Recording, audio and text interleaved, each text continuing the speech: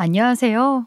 틈이 날 때마다 채널에 들어와 사연을 들었는데 이렇게 직접 제 이야기를 하게 되는 날이 오게 될 줄은 몰랐네요.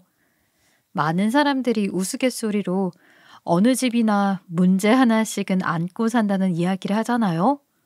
그러나 저는 무슨 자신감인지 저희 가족만은 남들과 다를 것이라고 생각했었죠. 하지만 막상 가정을 꾸려보니 저희 집도 남들과 다를 바 없더라고요. 왜냐하면 겉으로 보기에 평화로운 저희 집에도 큰 골칫덩이 하나가 있었거든요. 그 사람은 바로 제 남편인데 저는 1년 전에 이 큰 골칫덩이에게 속 시원히 한 방 먹여주게 되었죠. 그래서 오늘 그 이야기를 한번 해볼까 해요. 저는 현재 언니와 함께 식당을 운영하고 있어요. 3년 전에 친정엄마가 심장병을 앓다가 돌아가셨는데 운영하시던 음식점을 어떻게 할까 고민하다가 언니와 제가 물려받게 되었거든요. 어차피 당시 저는 주부로 있던 상황이었고 아들도 10살이라 손이 많이 안 가는 나이다 보니 새로운 도전을 하기에는 아주 적절한 시기라고 생각했죠. 그래서 주변에 살고 있던 언니와 힘을 합쳐서 음식점을 운영해 보기로 했던 거예요. 물론 제가 친정엄마 음식을 물려받아 운영하겠다고 하자 남편과 시어머니는 절대 안 된다며 아주 난리가 났어요. 아이, 너 지금 무슨 소리를 하고 있는 거야? 그 쥐똥만한 음식점 물려받아서 뭘 어쩌겠다고? 애도 어린데 쓸데없는 소리 하지 말고 넌 그냥 얌전히 집에 들어앉아 주부 노릇이나 해라. 어머니, 쥐똥만한 음식점이라니요. 비록 저희 엄마가 운영하시던 음식점 건물이 오래되기는 했지만 꽤 넓은 편이고 내부도 깨끗하고 좋다는 거 와보셔서 아시잖아요. 그리고 엄마가 편찮으셔서 음식점 문 닫기 전까지는 단골들도 많았어요. 음식점은 뭐 아무나 하는 줄 알아? 요즘은 개나 소나 다 장사한다더니 그 사람이 당신 일 줄은 몰랐다. 괜히 헛소리 하지 말고 빨리 처형한테 가서 음식점 정리하자고 얘기해. 아니, 그렇게는 못해. 못다한 우리 엄마 꿈 내가 언니랑 같이 이뤄줄 거야. 그러니까 반대 말고 응원 좀 해주면 안 돼? 어머니, 저 좀 도와주세요. 반대를 해도 모자란데 내가 너를 왜 도와줘?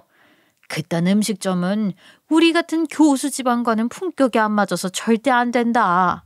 그러니까 말도 안 되는 소리 늘어놓지 말고 얼마 되지 않은 재산 조금이라도 더 챙길 생각을 해. 시어머니와 남편은 친정 엄마 음식점을 대신 운영해 나가겠다는 제 앞에서 교수 집안 품격과는 맞지 않는 쓰레기 음식점이라는 막말을 쏟아내고 아주 난리도 아니었죠. 사실 이제 와서 하는 말이지만 8년 전 암으로 돌아가신 저희 시아버지는 대학교에서 교수까지 하신 분이었어요. 그래서인지 시어머니는 지극히 평범한 제가 며느리로 들어온 순간부터 집안 수준 차이를 들먹이며 갖은 구박을 해댔죠. 물론 저도 성격이 있는 사람이라서 시어머니가 말도 안 되는 트집을 잡으실 때마다 맞받아치며 당당하게 행동했어요. 한 번은 결혼한 지 얼마 되지 않았을 때 가족 모임이 있어서 친척들이 시댁에 오신 적이 있었죠. 그리고 그때 저는 며느리 노릇을 하겠다며 아침 일찍 시댁에 가서 이것저것 준비를 하고 있었어요. 그런데 시어머니가 정신없이 요리를 하고 있는 제 옆에 다가오더니 말도 안 되는 억지를 쓰는 거예요. 너 내가 항상 얘기했지만 우리 집 품이 있는 교수 집안이다. 너같이 수준 떨어지는 애가 며느리로 들어와서 설칠 만한 집안이 아니니까 오늘 손님들 오시면 괜히 말 섞거나 헛소리 늘어놓지 말아라. 알겠니? 어머니, 그게 무슨 말씀이세요? 저도 이제 이 집안 며느리인데 친척분들과 말도 섞고 어울릴 수도 있죠. 그렇게 말하시면 전 너무 서운해요. 다 너를 위해서 하는 말이다. 집안 수준이 이렇게 떨어지는데 너 같은 애가 품이 있는 우리 집안 식구들과 말이나 제대로 통하겠니? 괜히 나서서 우리 집 망신시키지 말고 내 눈에 거슬리지 않게 얌전히 굴어라. 어머니, 정말 말씀이 너무 지나치신 거 아닌가요? 식구들 다 한국 사람이고 같은 한국말 하는데 말 안 통할 게 뭐가 있겠어요? 어머, 너 지금 시애미 말에 토다는 거냐? 하여간 이래서 집안 수준 떨어지는 인간은 집에 들이는 게 아니라니까. 나 2번 말 안 한다. 우리 교수 집안 망신시키지 말고 넌 조용히 음식이나 만들고 나르기나 해. 어머니, 저 이 집안 며느리로 있는 거지 아르바이트생 아니잖아요. 그리고 요즘 세상에 교수 집안이 뭐가 그렇게 대단하다고 그런 식으로 말씀을 하세요. 처음에는 며느리의 입장에서 시어머니에게 반박을 하면 더 안 좋게 보실까 봐 잘 맞춰드리려고 했죠. 그러나 시어머니는 날이 갈수록 점점 더 심하게 구박을 하시더군요. 그래서 친척들이 오시기로 했던 그날은 도저히 안 되겠다 싶어 당당하게 평소 성격대로 말도 안 되는 이야기들을 맞받아치며 행동했어요. 그러자 시어머니께서는 많이 당황하셨는지 그날은 더 이상 뭐라고 하지 않으시더라고요. 하지만 사람 쉽게 안 변한다는 말이 있잖아요. 시어머니도 별 수 없는 것인지 그날이 지난 이후에도 뻑하면 집안 수준 운운하면서 막말을 내뱉으셨죠. 그리고 그때마다 저는 막말을 듣고 있을 이유가 없다는 생각에 당당하게 할 말은 하면서 살아왔어요. 마찬가지로 저는 시어머니와 남편이 친정엄마 음식점을 물려받는 일 때문에 난리를 칠 때에도 이 문제만큼은 두 사람이 왈가불가할 자격이 없다고 생각했죠. 그래서 두 사람이 무슨 짓을 하든지 그러거나 말거나 무시하고 일을 그대로 진행했어요.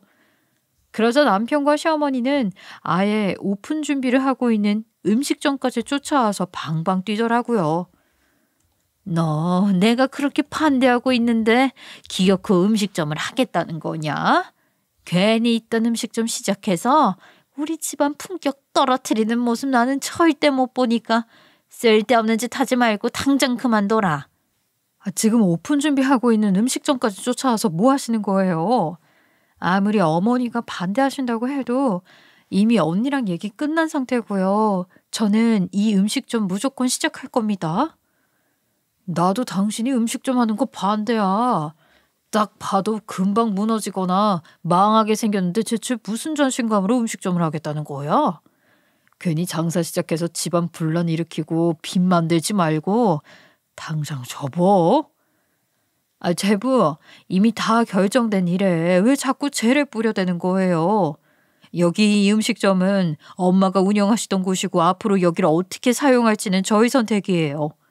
무너지거나 망해도 알아서 해결할 테니까 제부는 얼른 사돈 어른 모시고 가줬으면 좋겠어요. 저도 이 집안 사위이니 반대할 권리도 있지 않겠어요? 그리고 잘 아시겠지만 저희 아버지 돌아가시기 전까지 대학교에서 교수로 계셨어요. 이런 집안에 시집 왔으면 최소한 이런 서민 음식 팔겠다는 망신을 시키지 말아야죠. 헛소리도 정도껏 해야지 진짜 못 들어주겠네. 제부가 뭘 모르나 본데 우리 엄마가 이 음식점 운영하실 때 교수 집안보다 더 대단한 사람들도 와서 식사 많이 했어요. 그리고 요즘 같은 세상에 교수가 뭐 그렇게 대단하다고 이 난리를 피워요? 시어머니와 남편은 저희 자매에게 손가락질까지 해대면서 교수 집안 품격에 맞지 않는 음식점이니 당장 접으라며 동네가 떠나가라 소리를 질러댔죠. 그러나 언니는 눈 하나 깜빡이지 않고 침착하게 상황 판단을 하더니 똑부러지게 이야기를 하더라고요. 하지만 시어머니와 남편은 무슨 수를 쓰더라도 장사를 접게 만들려는 생각을 가지고 찾아온 것인지 끝까지 포기하지 않고 우겨댔어요. 엄마야, 나 참 어이가 없어서 말이 안 나오네. 사돈 처녀, 아무리 돌아가신 사돈 어른 음식점을 지키고 싶어도 그렇지. 그런 말도 안 되는 거짓말을 늘어놓으면 어떻게 해? 사돈 어른 대체 그게 무슨 말씀이세요? 제가 무슨 거짓말을 했다는 건데요? 아니 그렇잖아. 대단한 사람들이 뭐 볼 게 있다고 여기까지 와서 식사를 하겠어? 위기를 모면하려고 그런 거짓말을 늘어놓으면 안 돼. 그리고 우리 같은 교수 집안이면 옛날에 장원 급제한 거랑 매한 가지인데 이런 급 떨어지는 집안에서 그런 말할 자격은 없지 않나? 어머니, 저희 언니 그런 거짓말 안 해요. 무작정 우기지 마시고 벽에 붙어 있는 사진들 좀 보세요. 그리고 옛날이나 교수 집안이 대단했지. 요즘은 평범한 집안이랑 별다를 게 없지 않나요? 장관이나 대통령쯤 되어야 대단한 집안이라고 이야기할 수 있는 거예요. 얘가 뭘 잘못 먹었나? 어디서 시애미한테 바락바락 떼들고 난리야? 두 사람이 여기까지 와서 난리를 치면 제가 순순히 포기할 줄 아셨나 본데요. 저 죽어도 이 음식 좀 할 거니까 더 이상 왈가왈부하지 말고 돌아가 주세요. 저는 음식점까지 쫓아와서 당장 그만두라고 방방 뛰는 두 사람 모습에 화가 정말 많이 났어요. 하지만 오픈 전에 해야 할 일이 산더미이다 보니까 싸우려고 들지 않고 얼른 일단은 내보내야겠다고 생각했어요. 그래서 저는 언니와 함께 두 사람 말에 맞받아치며 평소보다 더 단호하게 이야기를 했죠. 그랬더니 두 사람은 더 이상 할 말이 없었는지 말문이 막힌 채 음식점을 나가야 했고 어쩔 수 없이 음식점 운영을 허락하게 되었어요. 덕분에 저는 본격적으로 장사를 시작할 수 있었고 차근차근 단골 손님을 만들어갔죠. 그렇게 약 1년이라는 시간이 흐르게 되었어요. 시간이 지나면서 단골 손님들은 조금 확보를 할 수 있었지만 막상 장사를 시작해보니 음식점 운영을 하는 게 만만치는 않더라고요. 숨만 쉬어도 돈이 나간다는 그 말을 뼈저리게 느낄 수 있었죠.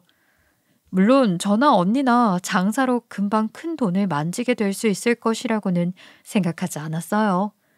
다만 최소한 음식점 유지 비용 빼고 먹고 살 수 있을 정도는 돈이 벌리지 않을까 하는 생각을 했었죠. 하지만 생각과는 다르게 1년이라는 시간이 지났음에도 불구하고 장사는 잘 되지 않았고 언니와 저는 고민이 참 많았어요. 그래도 다행인지 불행인지 남편과 시어머니는 30분 거리에 있는 저희 음식점이 멀다고 하면서 한 번도 찾아오지 않았고요. 쓰러지기 일보 직전이라고 생각하며 관심도 두지 않았죠. 그래서인지 두 사람은 저희 사정을 제대로 알고 있진 못했어요. 물론 여전히 친정엄마 음식점을 맡아서 운영하고 있는 저를 안 잊고께 생각했죠. 그래서 음식점 이야기가 나올 때마다 매번 헛소리를 늘어놓았어요. 너 그 음식점 언제까지 할 거야? 1년 정도 했으면 소원풀이는 하지 않았냐? 1년이면 할 만큼 했으니까 이제 그만 정리해. 그게 무슨 말이야. 음식점 고작 1년 운영하고 접을 생각이었으면 애초에 시작도 안 했어. 난 앞으로도 계속 운영할 거니까 접으라는 말 좀 그만해. 너는 애가 왜 그렇게 답답하냐? 네 남편 이름 있는 대기업에서 영업직으로 근무하고 있는데 우리 귀한 손주나 잘 챙기지 왜 쓰러져가는 음식점을 운영하겠다고 하는 거야? 우리같이 품격 있는 집안에서 그딴 음식점 운영하는 며느리 쪽팔려 죽겠으니까 그거 쓸데없는 소리 하지 말고 당장 집어쳐라. 시어머니와 남편은 항상 같은 이야기가 반복되고 있는데도 포기하지 않고 어떻게든 장사를 접게 만들려고 했죠. 하지만 그러거나 말거나 저는 그냥 개가 짖는구나 생각하며 무시를 해버렸어요. 물론 저도 처음에는 두 사람과 싸워도 보고 따져보기도 했었죠. 그러나 제가 어떻게 해도 두 사람은 끝까지 친정엄마 음식점을 물고 늘어지더라고요. 그러다 보니 말이 길어지면 길어질수록 괜히 큰 싸움이 날 것 같았고 차라리 무시를 하는 게 답이다라는 생각을 하게 된 것이었어요. 그래서 저는 두 사람이 음식점 문제를 물고 늘어질 때마다 속으로 똥이 무서워서 피하나? 더러워서 피하지 라는 생각을 하면서 지나갔죠. 그런데 정말 큰 문제는 따로 있었어요. 제가 음식점을 운영한 지 1년이 지났을 시점부터 남편이 생활비를 30만 원밖에 주지 않았다는 것이었어요. 생활비를 보내주는 날짜에 통장 내역을 확인해 보았더니 30만 원밖에 들어오지 않은 상태였고 그걸 확인하자마자 저는 곧장 따지고 들기 시작했어요. 아니, 오늘 통장 내역 확인해 보니까 당신 30만 원밖에 안 보냈더라? 착각하거나 액수를 잘못 눌러서 이렇게 보낸 거지? 아니, 정확하게 30만 원 보낸 거 맞는데? 나도 더 이상 줄 돈 없으니까 이번 달부터 생활비는 알아서 해. 아니, 그 무슨 말도 안 되는 소리야. 이름이 있는 대기업 다니시는 분이 왜 돈이 없는데? 그리고 아무리 돈이 없어도 그렇지 30만 원으로 새 식구가 어떻게 먹고 살아. 요즘 자취생들도 30만 원으로 해결 안 돼. 아, 당연히 새 식구가 30만 원으로는 못 살지. 아, 근데 너 장사하니까 돈 벌잖아. 아무리 무너지기 일보 직전인 음식점이라고 해도 한 푼 두 푼 모으면 생활비 정도는 되지 않겠어? 아, 이제 오픈한 지 1년 된 음식점에서 번 돈으로 생활비를 어떻게 해결해. 그것도 언니랑 둘이 운영하고 있잖아. 아이, 수익 나눠도 아직은 생활비 부담할 정도 아니야. 그러니까 말도 안 되는 소리 늘어놓지 말고 빨리 나머지 생활비 보내. 장모님 음식점 자신만만하게 성공시켜 보겠다고 우겨서 오픈하더니 지금은 생활비할 돈도 못 벌고 있는 거야? 그런데 어쩌지? 나도 더 이상 줄 돈이 없는데. 당신 돈 없으면 식당 경력 살려서 알바로 해결하던가. 남편은 음식점에서 번 돈으로 생활비 부담은 힘들다는 저의 이야기에 아르바이트라도 하라면서 한참 비웃더니 집을 나가버렸죠. 처음에 저는 남편에게도 사정이 있었을 것이라고 생각했고 최소한 변명이라도 할 줄 알았어요. 그런데 너무나도 당당하게 이번 달 생활비로 30만 원을 보낸 게 맞다는 이야기를 하는데 기가 막히고 황당하더라고요. 그런데 더 큰 문제는 이날 이후로 남편과 시어머니가 합세하여 저에게 막말을 하고 돈으로 갑질까지 하기 시작했다는 거예요. 한 번은 장사가 너무 안 돼서 마이너스가 나게 되었던 적이 있었어요. 그래서 저는 음식점이 쉬는 날이었지만 아침 일찍 일어나 머리를 싸맨 채 돈 계산을 하고 있었죠. 그런데 이런 상황에 남편이 시어머니가 소고기를 먹고 싶어 한다면서 해맑은 얼굴을 하고 집에 모시고 왔더라고요. 당연히 저는 상황도 안 좋은데 무슨 소고기를 찾고 있나 싶어서 안 된다는 식으로 이야기를 했어요. 팔자 좋게 무슨 소고기를 구워 먹자고 그래. 우리 이번 달엔 마이너스 나서 돈 없으니까 쓸데없는 소리 하지 말고 그냥 주는 대로 먹어. 이번 달에 뭐 했다고 마이너스가 나. 아, 그리고 생활비 준 지 얼마나 됐다고 벌써부터 돈 없다는 소리를 해? 너 설마 나 몰래 비자금이라도 만드냐? 당신 나한테 생활비 30만 원 준 거 벌써 잊었어? 꼴랑 30만 원 줘놓고 그걸로 무슨 비자금을 만들어. 그리고 생활비 30만 원으로 소고기 한 번 먹고 이번 달 쫄쫄 굶을래? 남편은 저의 말에 시어머니까지 모시고 왔는데 돈 없다는 소리나 하고 있을 거냐면서 당장 소고기 사오라며 소리를 바락바락 질러댔어요. 하지만 저도 남편의 말에 하나하나 반박하면서 소고기는 절대 안 된다고 강경하게 나갔죠. 그렇게 저희 두 사람이 다투는 소리가 들리자 시어머니가 다가와서 손가락질을 하며 소리를 고래고래 지르더라고요. 너 대체 살림은 어떻게 하고 있길래 마이너스가 났다는 소리까지 나오냐? 설마 비자금 만들어서 네 음식점에 쏟아붓고 있는 거 아니냐? 만약 그딴 짓 하고 있는 거라면 나는 너 절대 가만히 못 두니까 그렇게 알아? 어머니, 저도 장사에 돈 한번 마음껏 쏟아 부어보고 싶네요. 남편이 이번 달 생활비로 30만 원 줬어요. 그 돈으로는 장사에 쓰기는커녕 생활비도 해결이 안 돼요. 안 그래도 음식점이 잘 안 돼서 머리 아파 죽겠다고요. 그러니까 소고기 말고 그냥 있는 걸로 식사 차려드릴 테니 그걸로 드시고 가세요. 저는 두 사람과 더 이상 말다툼을 하고 싶지 않았죠. 그래서 그냥 있는 걸로 식사 차리겠다며 통보하듯 이야기를 한 후 식사 준비를 하려고 했어요. 그러자 두 사람은 째째하게 돈으로 트집을 잡으면서 나오는 거예요. 막말로 네가 이 집안을 위해 한 게 뭐가 있다고? 왕처럼 고개 빳빳하게 쳐들고 이야기를 해. 우리 엄마가 소고기 드시고 싶으시다는데 네가 뛰어가서 사와도 모자랄 판에 집에 있는 걸로 식사 차려드리겠다는 게 말이 되냐? 나는 소고기 사다 드릴 돈 없어. 그렇게 사드리고 싶으면 당신이 뛰어가서 사오면 되겠네. 그렇게만 해주면 내가 원하는 대로 지지고 볶고 요리 다 해줄 테니까 얼른 가서 사와 그럼. 내가 평소에 쪼잔해 보일까봐 겉으로 티 안 냈는데 다른 사람은 몰라도 네가 우리한테 그딴 식으로 행동하면 안 되지. 막말로 너 결혼할 때 뭐 제대로 해온 게 있냐? 집도 우리 집에서 다 부담하고 가전제품도 싼 걸로만 채워 넣어서 싸게 결혼했잖아. 뭐라고? 당신 지금 여기서 결혼할 때 이야기가 왜 나와? 내가 뭐 틀린 말 했어? 이 세상에 너처럼 몸 편히 결혼한 사람 찾아보기 힘들다. 우리들 결혼시키겠다고 우리 엄마가 그 정도 희생을 했으면 양심적으로 생활비는 네가 부담하고 소고기 정도는 무한 리필로 해드려야지. 그러니까 집에 있는 반찬거리 할 생각하지 말고 얼른 가서 소고기나 사와. 그래, 우리 재민이 말이 다 맞다. 네가 시집 오면서 제대로 해온 게 뭐가 있냐? 돈 없는 집안이라서 나랑 재민이가 웬만한 건 다 맞춰줬는데 네가 이딴 식으로 나오면 안 되지. 그러니까 얼른 나가서 소고기 사가지고 와라.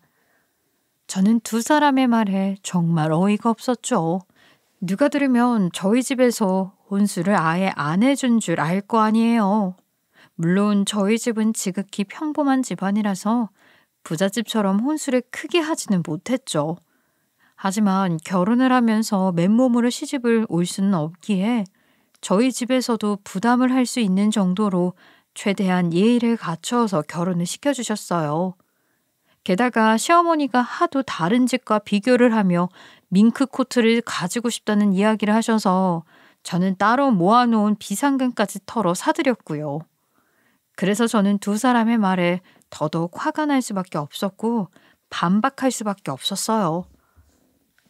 누가 들으면 제가 시집 올 때 아무것도 안 해온 줄 알겠네요. 당신 입이 있으면 제대로 이야기 좀 해봐. 내가 정말 돈 한 푼 안 쓰고 결혼했어? 뭐 그건 아니지만 남들보다 못 해온 건 맞잖아. 당신이 지금 살고 있는 이 집 얼마짜리 집인 줄은 알고 있어? 나 덕분에 편하게 먹고 자고 쓰고 있는 주제에 뭐가 잘났다고 하나부터 열까지 다 따지거든요. 정말 억울해서 돌아가시겠네. 원래 결혼하면 집은 남자 쪽에서 해오는 게 맞아. 그리고 나도 결혼하면서 혼수 해올 수 있는 만큼 최선을 다했어. 그런데 왜 아무것도 안 한 것처럼 얘기하니? 그리고 당신 생활비 30만 원 주면서 소고기를 무한 리필처럼 해달라는 게 말이 돼? 얘가 평소에 오냐오냐 해줬더니 점점 막무가내로 행동을 하고 있네. 너 더 이상 못 봐주겠으니까 내 아들 집에서 당장 나가라. 꼴도 보기 싫으니까 나가. 어머니, 지금 무슨 소리를 하시는 거예요? 여기 제 집이에요. 나가시려거든 어머니께서 가셔야지. 제가 왜 나가야 하나요? 아니, 나도 엄마랑 같은 생각이야. 돈 없으면 이 집에 살 자격 없지. 그러니까 장사해서 돈 못 벌면 나가서 자리 깔고 구걸이라도 해. 그날 두 사람은 돈 없으면 당장 나가라고 하면서 저를 집에서 내쫓기까지 했어요. 결국 저는 힘에 밀려 집에서 쫓겨나게 되었고 밖에서 한참 동안 방황하다가 두 사람이 소고기를 먹겠다며 팔짱 끼고 나갔을 때 집에 겨우 들어갈 수 있었죠. 그런데 두 사람의 막무가내 행동은 이게 끝이 아니었어요. 시어머니와 남편이 말끝마다 제가 음식점을 운영하는 게 꼴 보기 싫다고 주저앉혀야 한다는 이야기를 하더니 정말 망하게 할 작정이었는지 사고를 크게 쳤거든요. 사실 장사를 하면서 한동안 수익이 거의 나지 않아 정말 대출이라도 받아야 하나? 라는 생각까지 했었어요. 그런데 어느 순간부터 일이 점차 풀리려고 하는 것인지 장사가 조금씩 되기 시작하더라고요. 하지만 그것도 얼마 지나지 않아 또다시 손님들이 줄어들기 시작했죠. 처음에는 요즘 경제가 좋지 않아 살아남는 식당들이 많지 않다고 하니까 저희 음식점도 그 타격을 받고 있는 것이라 생각했어요. 그런데 어느 날 음식점에 출근을 해보니까 언니가 심각한 표정을 하고 목이 빠져라 휴대폰을 보고 있더라고요. 평소에 휴대폰을 정신없이 쳐다보고 있는 사람이 아니라서 저는 혹시 무슨 일이 있는 건가 하는 걱정이 되었고 조심스레 말을 걸어보았어요. 언니, 혹시 무슨 일 있어? 내가 들어온 줄도 모르고 뭘 그렇게 정신없이 보고 있는 거야. 연재야, 우리 음식점 큰일 났어. 왜 그렇게 손님이 안 오는 건가 했더니 다 이유가 있었더라고. 아니, 너 빨리 와서 이것 좀 봐봐. 갑자기 그게 무슨 소리야? 손님이 안 오는 이유가 있었다니? 혹시 이상한 문자라도 온 거야? 언니는 영문을 모르겠다는 표정을 하고 있는 제 앞에 휴대폰을 내밀었어요. 전 대체 뭔데 그렇게 호들갑을 떠는 건가 했죠. 그런데 자세히 보니까 인터넷에 저희 음식점에 대한 이상한 글들이 가득 올라와 있더라고요. 예를 들면 저희 음식점에서 큰 벌레가 나왔다거나 상한 재료를 쓰는 것인지 이상한 맛이 난다는 등의 말도 안 되는 이야기가 가득했어요. 그래서 저도 깜짝 놀랄 수밖에 없었죠. 살면서 이런 일이 저희 자매에게 일어나게 될 것이라고는 생각도 못했는데 이 일을 어떻게 해야 할지 참 막막했던 것 같아요. 그래도 어떻게든 이 일을 해결해야겠다는 생각이 들었는지 저와 언니는 며칠 동안 인터넷 여기저기 뒤적거리면서 처음 글이 올라온 곳을 찾기 시작했죠. 그렇게 약 일주일이라는 시간이 지났을 무렵에 저와 언니는 겨우 저희 음식점에 대한 글이 처음으로 올라온 곳을 확인할 수 있었어요. 알고 보니 이 모든 사태는 어떤 블로거가 이상한 글을 올리게 되면서 벌어지게 된 것이었죠. 저와 언니는 사람들의 주목을 받고자 없는 일을 진짜인 것처럼 꾸며내서 글을 작성한 블로거에게 화가 머리 끝까지 나게 되었어요. 그래서 블로그에 적혀있던 이메일로 없는 사실을 진짜인 것처럼 작성해서 올렸으니 허위사실 유포로 고소를 하겠다는 내용의 글을 작성해서 보냈죠. 그리고는 곧바로 고소장을 작성해서 제출하려고 했어요. 그러나 언니는 그런 글을 올린 이유가 뭔지 자세히 들어봐야겠다면서 답이 올 때까지 며칠만 기다려보자는 말을 하더라고요. 맘 같아서는 바로 경찰서에 달려가고 싶었지만 언니의 이야기에 저도 며칠 정도는 기다려보기로 했죠. 그렇게 약 이틀이라는 시간이 지났을 때였어요. 언제 답장이 오나 기다리고 있었는데 그 블로거가 겁을 먹었는지 제 발로 저희 음식점에 찾아왔더라고요. 저 음식점에 큰 피해를 입히게 되어 정말 죄송합니다. 제가 이렇게 진심으로 사과드릴 테니 고소만은 하지 말아주세요. 집에 편찮으신 어른이 계셔서 저 고소당하면 진짜 큰일 나요. 그러니까 후회할 짓을 왜 해요? 애초에 이런 짓을 하지 않았으면 고소당할 일도 없잖아요. 저희 자매는 이번 일로 큰 피해를 입었는데 이거 어떻게 책임지실 거예요? 음식점에 큰 피해를 입히게 된 것은 정말 죄송하게 생각합니다. 하지만 저도 어떤 사람에게 돈 받고 글을 쓴 죄밖에 없어요. 이번 일은 제가 블로그에 해명글이라도 올려서 더 이상 피해가 발생하지 않도록 최선을 다할 테니까 제발 고소만은 하지 말아주세요. 이렇게 부탁드리겠습니다. 그게 무슨 말이에요? 대체 누가 그쪽한테 돈을 주고 말도 안 되는 일을 시킨 건데요? 저와 언니의 다그침에 그 블로거는 덜덜 떨리는 손으로 저희 앞에 본인의 통장 내역을 보여주었죠. 그런데 기가 막히게도 블로거가 보여준 통장 내역에는 남편 이름이 찍혀 있었어요. 저와 언니는 모든 사실을 알게 된 후 화가 머리 끝까지 나게 되었고 그날 저녁 남편에게 당장 실토하라며 난리를 치게 되었죠. 매번 말끝마다 음식점을 주저앉히겠다는 헛소리나 늘어놓더니 이제는 하다하다 블로거까지 섭외해서 이상한 글을 올려? 여기 증거물 다 가지고 있으니까 왜 그랬는지 빨리 변명이라도 하는 게 좋을 거야. 아, 그래. 나랑 엄마가 짜고 쳤다. 네가 이제 와서 뭐 어쩔 건데.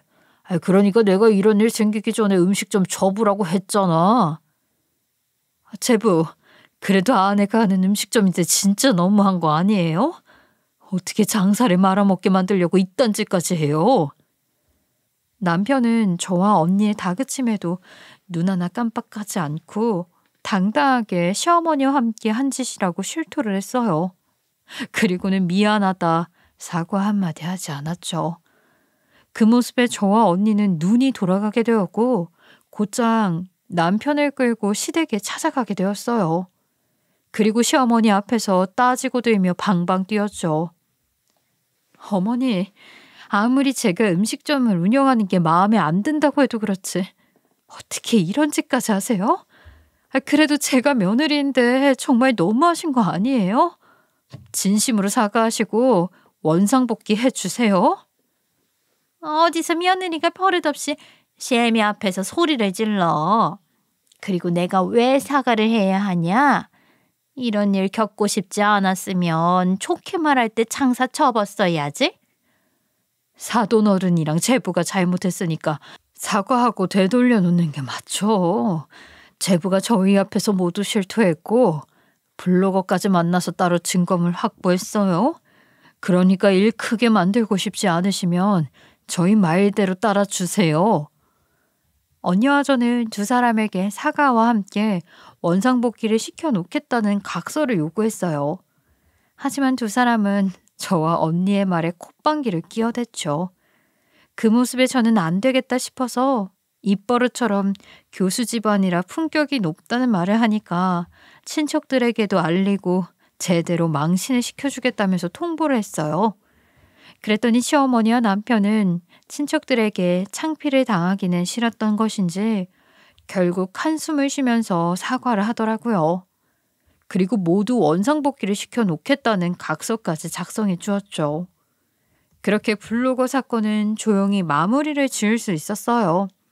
그리고 약 3달이라는 시간이 흐르게 되었죠.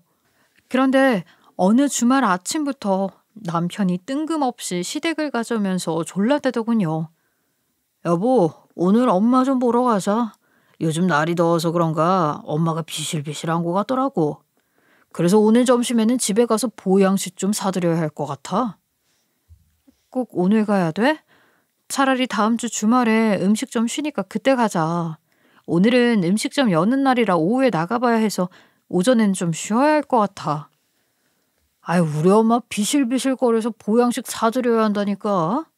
되지도 않는 장사하겠다며 설치지 말고 우리 엄마 좀 잘 챙겨봐라. 오늘 무조건 집에 가야 하니까 빨리 준비해. 다음에 가자는 저의 이야기에 남편은 정색을 하면서 그날은 무조건 시댁에 가야 한다고 난리를 쳤어요. 애기도 아니고 시댁에 가야 한다면서 졸라대는 남편을 보며 한숨이 나왔지만 괜히 이런 문제로 다투기 싫어 내키지 않아도 일단 따라 나서게 되었어요.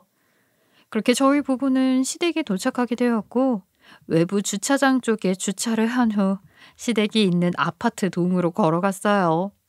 그런데 시어머니가 동네 아주머니들에게 주차되어 있는 벤츠 하나를 가리키더니 본인 아들이 성공해서 외제차를 사줬다고 하하호호 웃으면서 자랑을 하고 있더라고요.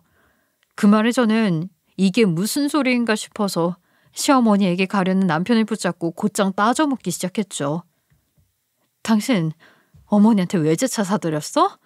나한테는 돈 없다면서 생활비 꼴랑 30만 원 주더니 대체 이게 어떻게 된 거야? 내가 엄마한테 효도 선물로 벤츠 사드렸어. 우리 엄마도 이제 저 나이 됐으면 외제차 끌고 다니면서 어깨에 힘 좀 들어가야지. 당신 제정신이야? 부자도 아니고 외제차를 사드리면 어떻게 해? 게다가 벤츠면 가격도 꽤 높을 텐데 그 돈을 어떻게 감당하려고? 내가 엄마한테 벤츠 주면서 효도 좀 하겠다는데 네가 뭔 상관이야. 그리고 니년한테 줄 돈이 없다는 거지? 내 엄마한테 쓸 돈이 없는 건 아니야. 저는 당당하게 외제차를 사드렸다고 이야기하는 남편의 모습에 눈이 돌아갔어요. 하지만 남편은 제가 방방 뛰거나 말거나 신경을 쓰지 않았죠. 오히려 저에게 시어머니 신경을 너무 안 쓰는 것 같다면서 역정을 내더라고요. 어느새 시어머니도 다가와 저에게 효도는 못할 망정 남들 다 보는 곳에서 이게 무슨 품이 없는 짓이냐며 손가락질을 하셨어요. 전 그 모습에 어이가 없어서 말이 밖으로 나오지 않았죠. 그러나 남편과 시어머니는 단둘이 오붓하게 점심 식사를 해야겠다면서 황당해하는 저를 놓고 쌩하니 벤츠를 타고 가버리더군요. 저는 그런 두 사람에게 화가 머리끝까지 나게 되었고 이거 확실하게 복수를 해야겠다 다짐하게 되었어요. 그래서 일단 집으로 돌아가 머리를 싸매고 고민을 하기 시작했죠. 그러던 중 저는 남편과 시어머니가 투자에 대해 관심이 많다는 것을 생각해냈어요. 사실 매번 식구들끼리 모일 때마다 시어머니가 아는 사람이 재개발 금싸라기 땅 몇 개로 지금은 건물주가 되었다면서 배가 아프다는 말씀을 하셨거든요. 그리고 남편도 시어머니의 말에 어디 재개발되는 금싸라기 땅 없냐고 대출 좀 받으면 충분히 땅 몇 개는 살 수 있다면서 맞장구를 쳤었죠. 그래서 저는 이걸 이용하면 되겠다 생각하게 되었어요. 사실 저희 언니는 나이가 꽤 많은데도 불구하고 아직 결혼을 하지 않은 상태였죠. 애초에 결혼 생각이 없었던 사람이라 계속 혼자 살고 있었는데 세상에 제 짝은 따로 있다고 하더니 최근 저희 음식점 단골 손님과 눈이 맞아서 결혼을 전제로 만나고 있거든요. 그리고 언니와 만나고 있는 그 분은 동네에서 큰 부동산을 운영하고 계시는 분이었죠. 게다가 마침 언니는 아파트에 혼자 살고 있으니 관리도 안 되고 노후가 되어 살기 불편한 데다가 곧 결혼도 할 예정이라 평수를 줄여서 들어간다고 집을 내놓은 상황이었어요. 그래서 저는 이때가 기회다 싶어서 언니에게 부탁해 남편에게 찌라시를 흘리기로 했죠. 남편이랑 시어머니한테 크게 열받아서 한 방 먹여주려고 하는데 언니가 나 좀 도와주면 안 될까? 어려운 건 아니고 저녁에 내 남편 앞에서 언니랑 통화하는 척 찌라시 하나 흘리려고 하는데. 뭐라고? 그래 뭐 도와주는 건 어렵지 않은데 너 진짜 그래도 돼? 괜히 시작했다가 일 꼬이면 어쩌려고 그래. 나도 이혼까지 생각하고 이런 짓 하는 거니까 너무 걱정하지 않아도 돼. 그리고 예비 형부가 하는 말 들어보니까 언니가 살고 있는 아파트 재건축 얘기 슬금슬금 나오고 있다면서. 없는 얘기 하는 것도 아닌데 큰 문제가 있겠어? 언니, 나 도와줄 거지? 언니는 저의 부탁에 걱정이 이만저만 아닌 듯 보였어요. 하지만 제가 겪은 일을 듣더니 언니도 화가 났는지 흔쾌히 도와주겠다고 하더라고요. 그렇게 저녁이 찾아오게 되었고 저는 계획했던 대로 남편이 안방에 누워있을 때 일부러 언니와 통화를 하면서 아파트 재건축 찌라시를 흘리기 시작했어요. 손에 꼭 쥐고 있으면 앞으로 집값이 많이 뛸 텐데 지금 팔면 어떻게 하냐고 이야기를 하면서 화장대 거울로 남편의 반응을 살피기 시작했죠.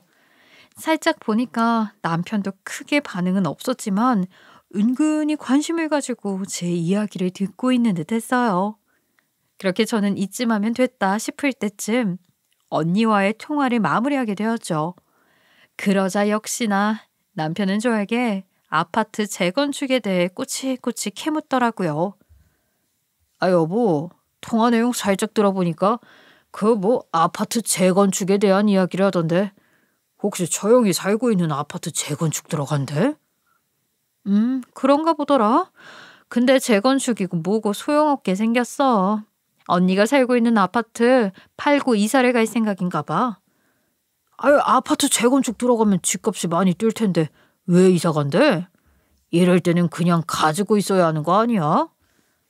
그러니까 말이야. 언니 말로는 아파트에 혼자 사는 것도 싫고 앞으로 결혼할 예정이니까 그냥 팔겠다고 하는데 아유 답답해 죽겠어. 들어보니까 이미 언니가 만나고 있는 분 부동산에 매물로 내놓았다고 하더라고. 아무래도 남편은 확실히 저의 계획에 걸려든 듯 관심을 가지고 이것저것 캐묻기 시작했어요. 그럴 때마다 저는 그냥 모르는 척 지나가는 식으로 대답을 해주었죠. 그러자 남편은 혹시라도 다른 사람에게 좋은 매물을 빼앗기게 될까봐 마음이 급했나 봐요. 다음날 시댁에서 저녁을 먹고 오겠다고 하더니 잽싸게 언니가 만나고 있는 분 부동산에 찾아가서 내놓은 아파트 매물을 사겠다고 한 것 같았죠. 언니의 말을 들어보니 두 사람은 언니가 만나고 있는 분이 부동산을 하고 있으니까 해주는 말을 곧이 곧대로 믿은 것 같다고 했어요. 언니가 만나는 분도 저의 사정을 알고 계신 상태였고 실제로도 아파트 재건축을 한다는 말이 슬금슬금 나오고 있는 상황이었으니 살짝 말을 맞춰주신 듯 했죠. 그러자 단순한 남편 놈은 집값이 더 뛰기 전에 먼저 사놓는 게 좋겠다면서 옳다쿠나 좋다 하고 아파트를 사게 된 거예요. 사실 이제 와서 하는 말이지만 저희 언니는 제가 계획한 일을 알고 나서 일부러 시세보다 집을 비싸게 내놓은 상황이었어요. 그런데 이 두 인간들은 그저 돈에 눈이 멀어서 시세를 따질 생각도 없었나 봐요. 그 자리에서 곧바로 매매하겠다며 계약서까지 쓰고 왔다고 하더라고요. 그렇게 언니는 남편과 시어머니에게 집을 팔고 이사 일정을 잡게 되었어요. 그리고 언니는 아파트 시세를 뺀 나머지 돈을 저에게 쥐어주었죠. 연재야, 이거 아파트 시세 뺀 나머지 금액이야. 아무래도 네가 가지고 있다가 필요한 곳에 쓰는 게 좋을 것 같아서 나로 출금해 왔어. 아유, 언니가 아파트 팔고 받은 돈인데 이걸 내가 왜 받아? 나는 이 돈 절대 못 받으니까 언니가 가지고 있다가 결혼할 때 쓰던지 해. 그냥 용돈이라고 생각하고 받아. 너 제부한테 생활비 30만 원씩 받으면서 돈 없이 힘들게 살았잖아. 그러니까 이거라도 받아놓고 필요한 곳에 써. 언니는 용돈이라고 하면서 봉투를 제 손에 쥐어주려고 했지만 저는 그 돈을 받을 수가 없었어요. 물론 언니의 아파트가 제 복수에 이용되어 높은 시세로 팔 수 있었던 것은 맞지만 결과적으로는 언니의 돈인 거잖아요. 그래서 저는 언니가 내미는 돈은 끝까지 거절을 했죠. 하지만 언니는 돈이 없이 힘들게 살지 말고 걱정 없이 편하게 살았으면 좋겠다면서 끝까지 제 주머니에 찔러 넣어주더라고요. 그렇게 저는 한참 동안 언니와 실랑이를 하다가 결국 그 봉투를 받을 수밖에 없었어요. 언니, 이번 일 도와준 것도 그리고 용돈도 너무 고마워. 언니가 준 돈은 필요한 곳에 잘 쓸게. 그래. 그리고 연재야, 내가 혹시나 하는 마음에 얘기하는 건데 앞으로 일이 어떻게 될지는 모르겠지만 웬만하면 아파트는 팔지 않는 게 좋을 것 같아. 너도 알고 있겠지만 제부가 매매한 아파트 재건축 얘기가 슬금슬금 나오고 있는 상황이거든. 나도 예비연구 통해서 아파트 재건축이 될 것 같다는 이야기 들어서 알고 있기는 한데 남편과의 일이 어떻게 마무리 지어질지 모르겠네. 앞으로 상황을 봐야 할 것 같아. 언니는 저에게 아파트 재건축은 이미 예정이 되어 있는 상황이라면서 몇 번이나 강조를 했어요.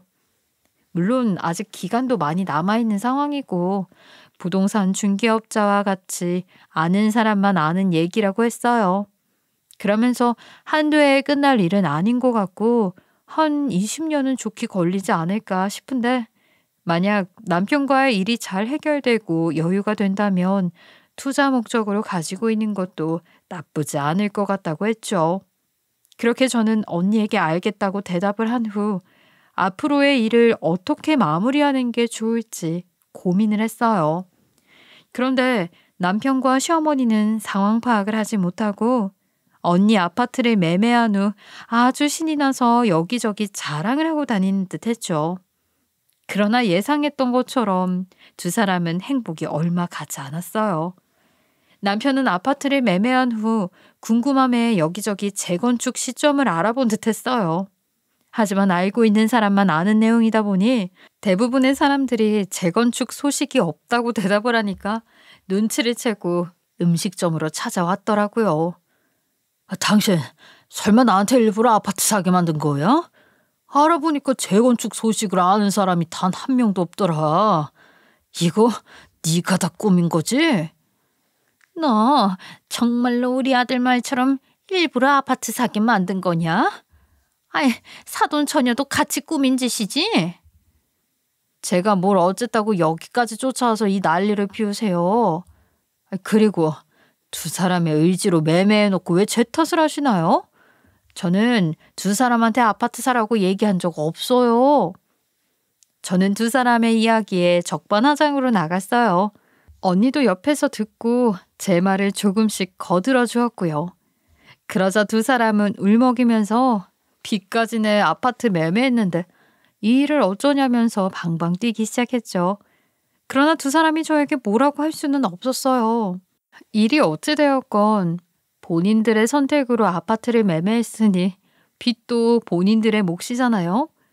결국 두 사람은 이번 일로 인해 빚만 남게 되었죠. 들어보니 급하게 대출을 받아야 해서 높은 금리로 빚을 냈다고 하더라고요. 덕분에 두 사람은 빚을 갚느라고 경제적으로 어려움을 겪어야 했어요. 물론 남편은 급한 대로 퇴직금을 미리 정산받아 빚을 갚아보고자 했으나 돈을 꽤 빌린 상황이라 퇴직금만으로는 턱없이 부족한 듯 보였죠. 하지만 반대로 저와 언니는 그 시점에 인생이 풀리려고 하는 것인지 아주 잘 나가기 시작했어요.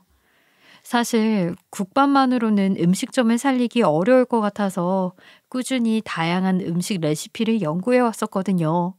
그런데 남편과의 일이 있기 전 새로운 레시피를 개발해서 음식을 판매하게 되었는데 어느 순간 그게 폭발적으로 인기를 끌게 되었죠.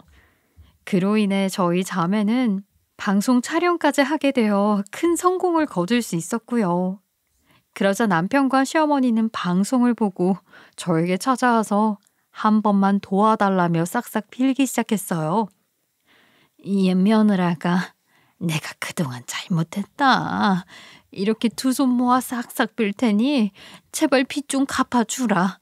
그렇게만 해주면 내가 앞으로 너한테 잘할게. 여보, 내가 죽을 죄를 지었어. 그러니까 나 한 번만 도와주면 안 될까? 나 빚 갚느라 너무 힘들어. 네가 친 사고를 내가 왜 해결해줘야 하는데? 다 자업자득이지. 당신 이혼 못하겠다면서 계속 나 피해 다니는 것 같은데 나도 너 줄 돈 없으니까 그냥 이혼 도장 찍어. 지장도 괜찮아. 오늘 안 찍으면 바로 소송 들어간다. 저는 제 앞에서 무릎 꿇고 싹싹 비는 남편에게 이혼 통보를 했죠. 그러나 두 사람은 제 바지가랑이를 붙들며 이혼 못한다고 울며불며 살려달라고 외쳐댔어요. 결국 저는 고민을 많이 하다가 두 사람이 속아서 아파트를 사게 만든 잘못도 있으니 이혼은 물리기로 했죠. 다만 두 사람이 가지고 있는 언니 아파트를 제가 매입해주는 대신에 남편은 회사 일하는 시간 빼고 매일같이 식당에 나와서 굳은 일을 해야 했어요. 그리고 시어머니는 더 이상 저에게 아무 소리도 하지 못하고 합주기가 된 것은 물론 저를 왕비 모시듯이 떠받들며 살고 있죠. 그렇게 약 1년 정도의 시간이 지난 지금 언니는 형부와 무사히 결혼을 하게 되었어요. 그리고 저는 듣던 대로 얼마 전 아파트의 재건축 확정 소식을 듣게 되었죠. 물론 재건축이 되기까지 시간은 오래 걸리겠지만 공짜 돈이 생긴 것 같아 기분은 너무 좋더라고요. 당연히 남편과 시어머니도 그 소식을 듣게 되었고 지금은 그 아파트를 그대로 본인이 가지고 있어야 한다면서 배 아파하고 있어요. 물론 이미 벌어진 일은 되돌릴 수가 없으니 두 사람은 지금까지도 저를 떠받들며 살고 있죠. 이번 일을 겪고 보니 사람 일 어떻게 될지 모른다는 그 말이 딱 맞는 것 같아요. 이제야 제 인생도 꽃 피울 수 있게 되고 지난 일을 겪고 나서 시어머니와 남편의 길을 팍 죽여놓을 수 있었잖아요. 그래서 저는 요즘 너무 신나고 행복하네요. 지금까지 저의 보잘것없는 인생 스토리 끝까지 들어주셔서 감사합니다. 모두들 7월에는 행운과 행복이 가득하시길 바라겠습니다.